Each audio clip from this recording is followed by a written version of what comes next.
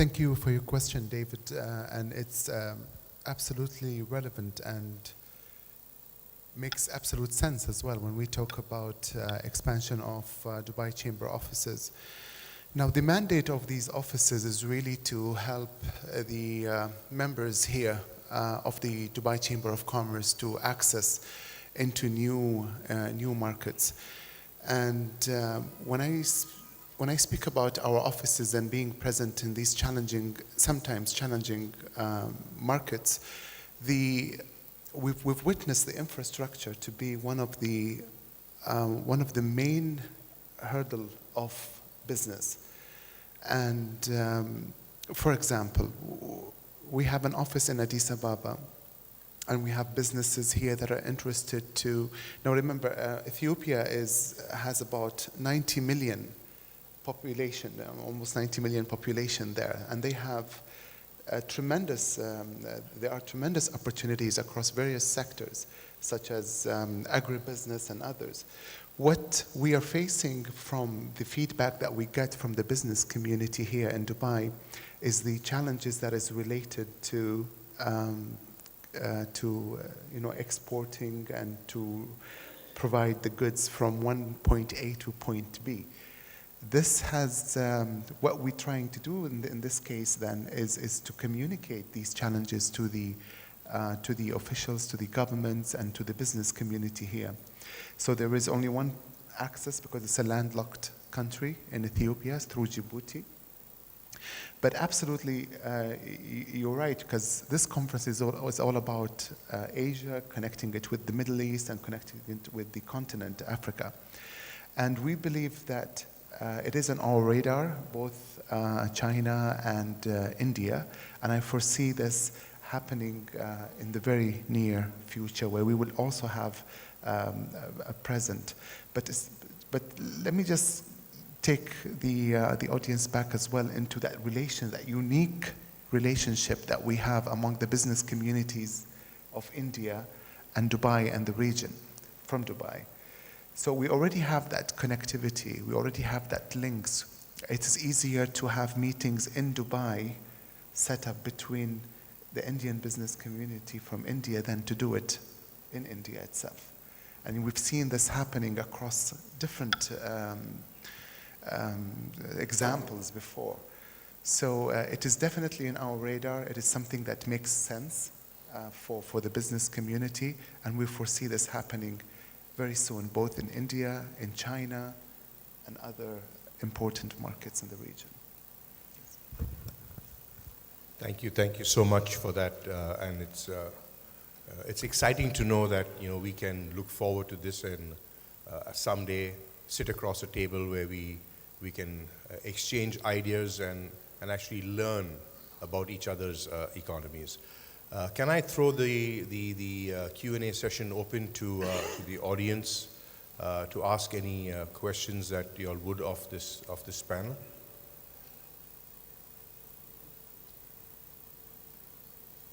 We have one here. Who has the mic? Up front here, one. So if you would just state your name and tell us, so that, thank you.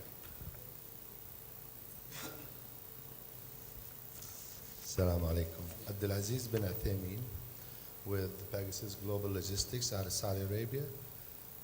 It's mind-boggling for me when I see the growth and the very intense planning that's taking place in Dubai in particular and in UAE in general. And when we have your neighbors here, Saudi Arabia, still lagging behind. My question is for Engineer Mahmoud. What have you done to carry on the load with policies and regulations with Saudis to break down those walls of resistance that we feel as a local company that we would like to be able to be dealing with a company like Dubai Trade? Second question is for the gentleman from Customs. We see the growth and the expansion and the flexibility in the moving of goods out of Dubai or out of UAE into Saudi, but then we see how Saudis just have these firewalls, this resistance of applying and complying with policies and regulations that have been already implemented in UAE. So I would like to see, it seems, one's wonder, is it contagious? What's going on here in UAE and in Dubai is amazing. It makes us proud, makes us very, very, not just proud, we want to be in the same boat, with the same wave with what UAE is doing. But what have you all, the honorable panel here, I want to know, what have you done to drag everybody in the GCC to get on the same boat with you so we could be better and we serve better, since we all have the same precious location worldwide in terms of trade and moving goods. Thank you. All right. Thank you. I attended a presentation a year ago by Tim Clark, the Emirates Airlines head, and his presentation was shocking to all the audience. He started 2 slides with Emirates Airlines, then 17 slides with non-Emirates Airlines. And the audience was saying, why he's pitching Etihad Airways, then Qatar Airways, then Oman Airways, then Saudi Airways. He wanted to tell the audience, coming to this part of the world is so easy. If you can't get into Emirates Airlines, we have others as well. So this is the message I want to get across. For us, for everybody to be in a more advanced stage, it's better for us. We don't want to claim glory that Dubai is advanced, is ahead of the game. We want even within the UAE, we want Sharjah to grow, Ras Al Khaimah to grow, Abu Dhabi to grow, Saudi Arabia to grow. For us, Saudi Arabia, it's by far the largest trading partner. It was, it is, and it will be. And we want Saudi borders issues to be removed. There is if you talk to any trader who trades with Saudi Arabia, the #1 issue they raise, border issues. We stay 2 days sometimes. There is one initiative that might eliminate this or reduce it, which is the TIR. TIR, ladies and gentlemen, is the Land Transportation Standardized Documentation. If it is implemented, there will be least delays because it will be standard communication of the truck before departing Dubai or before departing the Emirates, reaching the Saudi borders, and vice versa. So once these initiatives, plus 3, 4, 5 years from now, rail is coming. So imagine the goods being traveled by rail among GCC. We can't rely on the same cumbersome inspection and paper-based communication. Saudi Arabia is not, I would say, complacent about it. Saudi Arabia is doing something. It might take longer time. Even DP World, managing one of the ports in Jeddah, has put great efforts of easing the process of cargo and logistics. So my wish and dream that we become like Europe, at least. Europe, they really implemented the European Union customs boundaries alignment. Here, our aspiration that this will happen sooner than my last black hair to be white. Thank you.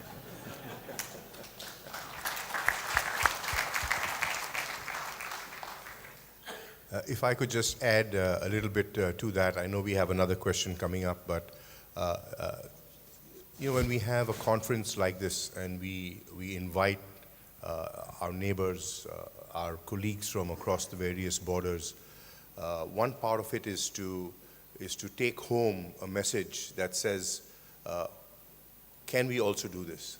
And that's a message that is always sent from Dubai, and we want to learn from it. Within this, FIATA does play a role. FIATA would like to play a role. 23 years ago, we started NEFL. We had 16 members. We have over 400. It's a journey. It's a journey that starts small but starts to get recognized, and today we have an advisory board that is linked with us in what we do. I think it's too late for me to worry about gray hair because I have more gray than black, but I would love to see that journey start where our neighbors are also FIATA members, they have associations, issues are discussed, and we, as the Middle East, are able to represent ourselves a lot more stronger than we do today. Thank you. We have a question up here somewhere. Sorry, Yusuf has to still respond to. Yeah, when it's related to customs, like when we are seeing our neighbors, we are seeing some improvement. But I think with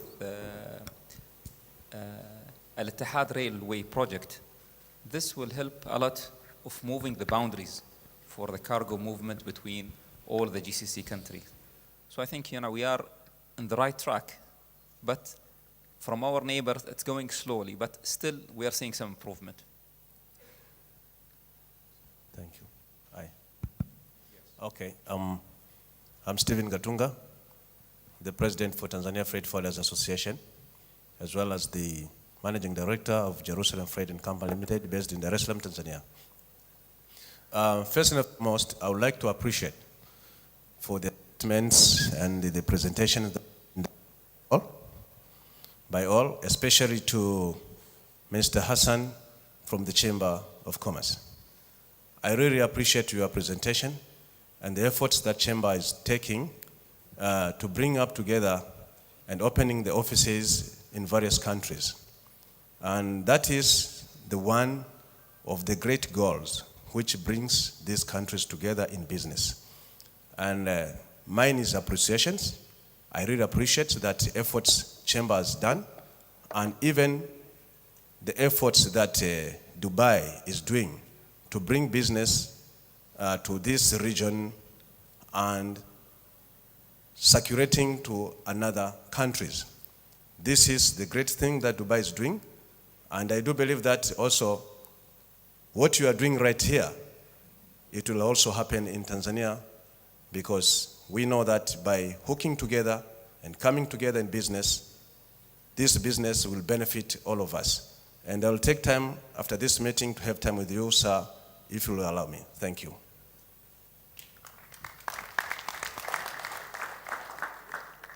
We have Mr. Tushar Jani with a question. Hi, I'm Tushar Jani from Sky Group of Companies, India.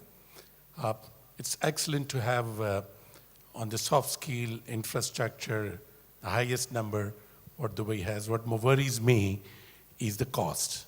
The cost of doing business in Dubai probably has gone up in the last few years.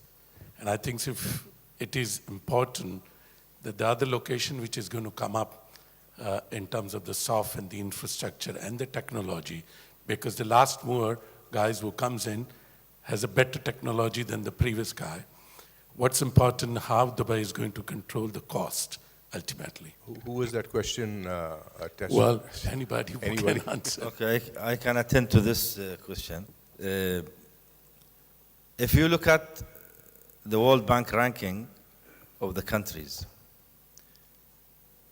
Dubai ranks number 8. And when they rank, they look at 3 things: number of documents in import and export, number of days in import and export, and cost. Today, we are number 8 by the average of these 3 criteria.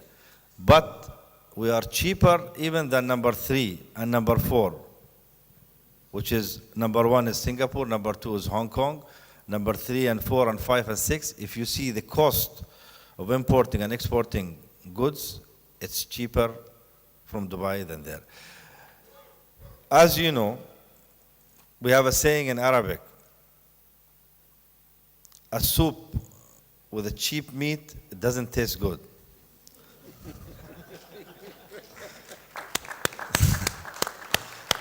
So it might be more expensive than some neighboring places, but it's worth paying for it.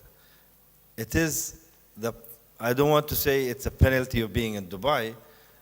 It's a place that the rest of the world are dying to come here. So it has to have some price, some competitive edge over others. And the government is trying to put control of not going crazy and above the norms. But the cost still, I would say, reasonable and is not beyond the capacity of a business community. And if there is a way we can revise, we're always welcoming. We always review our tariffs, hopefully not always increasing, but with benefits that you see a real value, that you pay for a value. If that value is deteriorated, then I would agree with you. Thank you. My name is Joseph Msarir from Zimbabwe. I also represent freight forwarders in Southern Africa, which is basically made up of the SADC region, which is about 15 countries. Thank you, David, for putting up this panel. Very good presentations. And most importantly of all, I think the presentations have been very thought-provoking.